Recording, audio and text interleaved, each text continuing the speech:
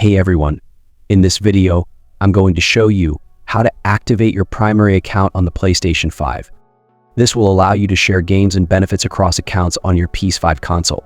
First, make sure you're signed in to the account you want to set as your primary. Let's start. From the home screen, head over to Settings in the top right corner. Now, scroll down and select Users and Accounts.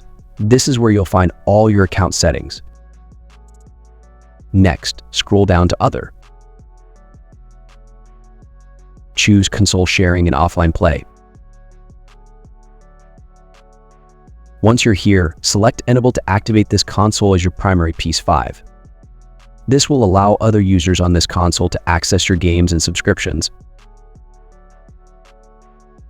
Once enabled, you'll see a confirmation. Now, any user on this console can enjoy the games and content tied to this account even if they're not signed in. And that's it. You've now activated your primary account on your PS5, making it easier to share your games with friends and family.